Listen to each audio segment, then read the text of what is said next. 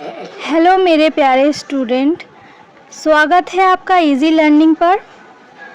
आज हम एक बहुत ही प्यारी सी कविता को पढ़ेंगे जो कक्षा 7 के बच्चों का प्रथम पाठ है और इसका नाम है जागो जीवन के प्रभात। इसके रचयिता जयशंकर प्रसाद जी हैं।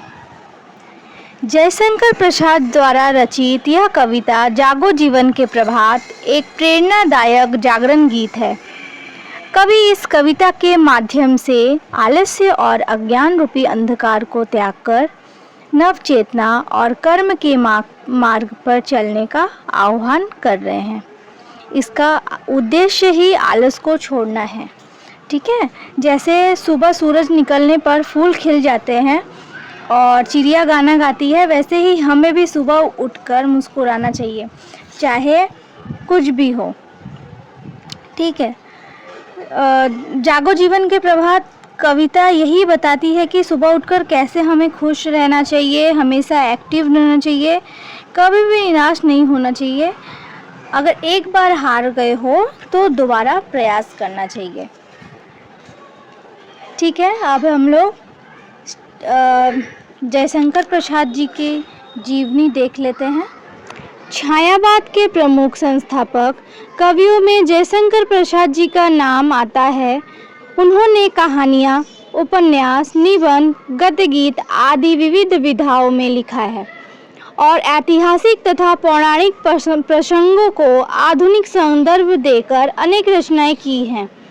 उनके प्रबंध, काव्य, कामायनी और नाटक चंद्रगुप्त को हिंदी साहित्य में विशेष स्थान प्राप्त है।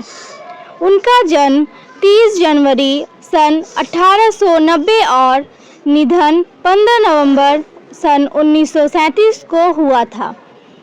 उन्होंने 47 वर्षों के छोटे से जीवन काल में कविता, नाटक, उपन्यास, कहानी और आलोचनात्मक निबंध आदि विधाओं के समान रूप से उच्च कोटि की रचनाएं की। आपकी प्रमुख रचनाएं हैं कामायनी, कानन कुसुम, झरना, लहर कविता संग्रह, ध्रुव स्वामिनी, जन्मेजय का नागयज्ञ, कंकाल, तितली, इरावती उपन्यास, आकाशदीप कहानी संग्रह। इसकी जो जीवनी है वो बहुत ही लॉन्ग है, तो मैंने आप लोगों के लिए बस इम्पोर्टेंट टॉपिक्स जो भी है इस जीवनी का, उसके बाद जयशंकर प्रसाद जी का जो इम्पोर्टेंट जो टॉपिक है, जैसे कि उनका जन्म कैसे हुआ, उनकी मृत्यु कब हुई, उन्होंने क्या क्या रचनाएं की, ये सब एक छोटे से टॉपिक में कवर किया है। आप लोग इसे अच्छे से पढ़ सकते हैं क्योंकि ये बहुत ही शॉर्ट टाइप है। अब जीवनी के बाद इस कविता के संदर्भ प्रसंग को देख लेते हैं। संदर्भ क्या है? प्रस्तुत पंक्तियाँ हमारी हिंदी पाठ्य पुस्तक मंजरी 7 के पाठ जागो जीवन के प्रभात से ली गई है।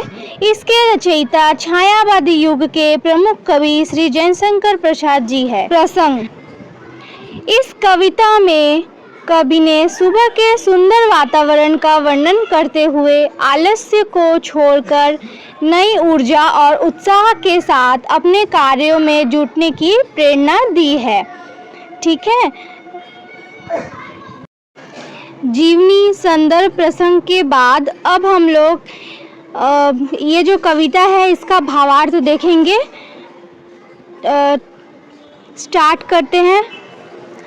अब जागो जीवन के प्रभात, वसुधा पर ओस बने बिखरे, हिम कण आंसू जो क्षोभ भरे, उषा बटोरती अरुण गात, अब जागो जीवन के प्रभात। कवि कह रहे हैं कि हे मनुष्य, अब जीवन की नई सुबह हो गई है, इसलिए तुम जाग जाओ।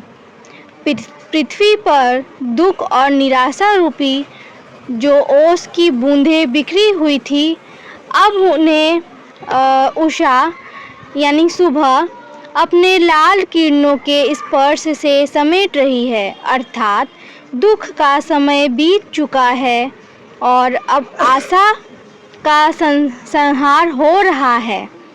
अब तुम जाग जाओ।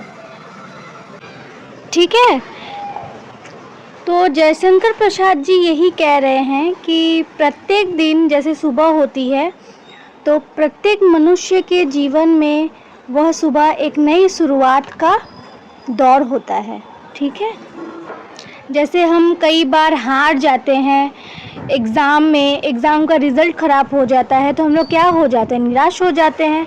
लेकिन जयशंकर प्रसाद जी यहाँ कह रहे हैं कि एक बार अगर हार गए हो तो दोबारा प्रयास करिए।